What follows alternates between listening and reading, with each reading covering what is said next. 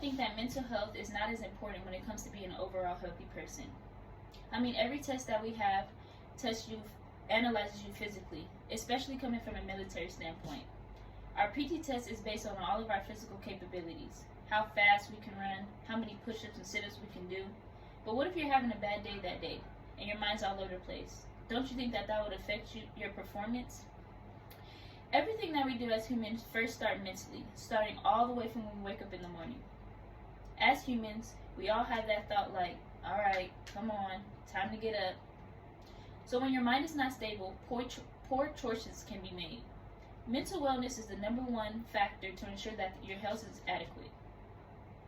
Establishing stability cognitively can be the factor in how you move through life. In the past, I've struggled with having a positive outlook on certain situations. It takes a toll on how I operate on a daily basis. When you have a negative mindset, it just seems like the days go by slower, it's harder to focus on tasks, and ultimately it makes life harder. For example, I went from living in sunny California to cold and not so sunny South Dakota. I struggled with enjoying things that came with South Dakota because I was so focused on where I could be. I lost weight, I became antisocial, and I never wanted to leave my room. I battled with slight depression also. These are all the things that I could change by simply altering my perspective. Once I was able to change the way that I viewed things, the days got a little bit easier.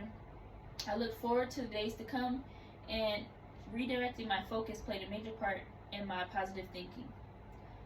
When I became aware of my behavior, everything improved. My eating habits, I started getting more involved on base, and I became more social. Getting wrapped up in your head can lead to all sorts of problems, and that can worsen when you have worsened into physical problems, such as weight loss, depression, stress, and in severe cases, physical harm or suicide. I'm a huge advocate for mental wellness because I see what can happen when one doesn't take care of themselves mentally, from personal experiences and secondhandedly. Going through this personally gave me a new perspective that anyone can struggle with this. Not every major problem can cause conflict in your mental health. It can be simple things as well. It can alter simple things through your thought process that can ultimately lead to mental problems. Taking the proper measures to keep your mental stable in the best way can benefit you in more than one way. In a study by the CTC, Centers of Disease and Control Prevention, poor mental health was in the close correlation to physical health problems such as heart disease, diabetes, and strokes. The World Health Organization defines health as a state of physical, mental, and social well-being, and not merely an abstinence of disease or infirmity. Social determinants of health impact chronic physical conditions and mental health. Key aspects to a healthy life involve healthy eating habits, physical activity, and ensuring adequate funds. Keeping stress can play a major role in overall health. Most problems stem from stress and life conditions. In some cases, I can see how mental health could take the back seat because of doctor appointments and inconveniences. Or maybe you just don't have the time. Practicing methods at home can be the first step. Things like yoga, meditation, eating healthy, reading, and physical activities. There's a difference in poor mental health and mental illness, but both go hand in hand. Over time, if your mental health is not taken care of properly, it can lead to mental illness. Mental illness include depression, schizophrenia, bipolar disorder, anxiety disorder, and post-traumatic stress. Although some of these things are more critical than others, they can be managed and some can be treated. Mental health can affect anyone regardless of age, race, religion, or income.